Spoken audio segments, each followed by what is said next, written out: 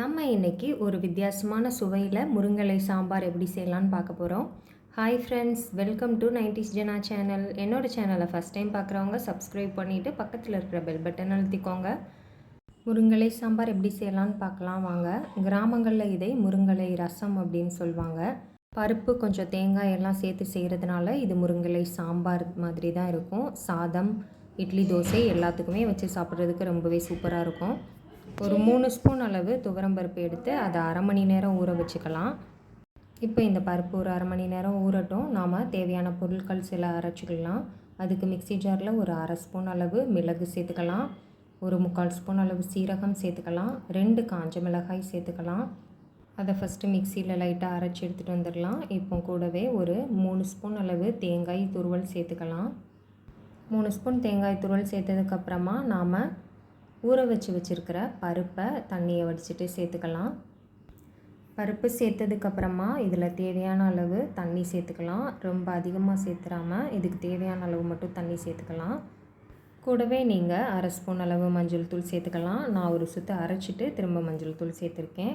அதை ஃபஸ்ட்டேவும் சேர்த்துக்கலாம். இப்போ தேவையான அளவு திரும்பவும் தண்ணி சேர்த்து இதை நல்லா அரைச்சிக்கலாம். இந்த மாதிரி அரைச்சி எடுத்ததுக்கப்புறமா நாம் சாம்பார் செய்ய ஆரம்பிச்சிடலாம். அதுக்கு அடுப்பில் ஒரு குக்கர் வச்சுக்கலாம். அதில் 1 ஸ்பூன் அளவு எண்ணெய் சேர்த்துக்கலாம்.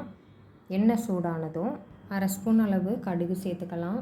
கடுகு வெடித்ததும் ஒரு பெரிய வெங்காயம் கட் பண்ணி வச்சுருக்கேன், அதை சேர்த்துக்கலாம். வெங்காயத்தை லைட்டாக கலந்து விட்டுட்டு ஒரு காஞ்ச மிளகாய், ஒரு கொத்து கருவேப்பில் சேர்த்துக்கலாம். சேர்த்துட்டு வெங்காயத்தை கொஞ்சம் வதக்கிக்கலாம். ஒரு நிமிஷம் மட்டும் வதக்குனதுக்கப்புறமா ஒரு பெரிய தக்காளி கட் பண்ணி வச்சுருக்கிறத சேர்த்துக்கலாம். சின்ன தக்காளியாக இருந்தால் 2 தக்காளி சேர்த்துக்கோங்க. தக்காளி கொஞ்சம் நல்லா வதங்குற அளவு வதக்கிக்கலாம். கரண்டி வச்சு அமுக்கி பார்த்தோன்னா நல்லா அமுங்கணும். அந்தளவு சாஃப்டாக வதங்கினதுக்கப்புறமா நாம் அரைச்சி வச்சுருக்கிற மசாலா சேர்த்துக்கலாம்.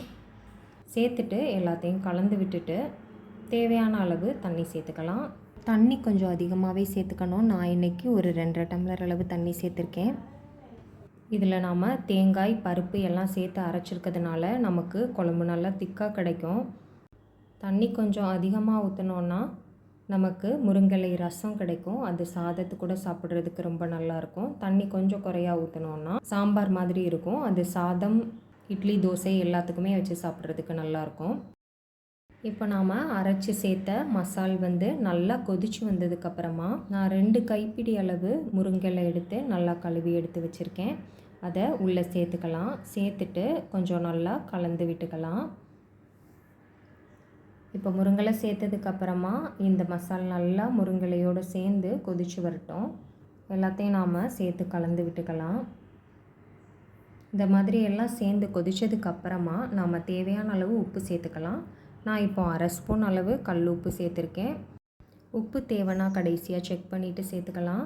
இப்போ எல்லாத்தையும் கலந்து விட்டுட்டு குக்கர் மூடி போட்டு ஒரு 2 விசில் மட்டும் வச்சு எடுத்துக்கலாம். 2 விசில் வச்சதுக்கப்புறமா குழம்பு நமக்கு நல்லா ரெடியாக இருக்குது.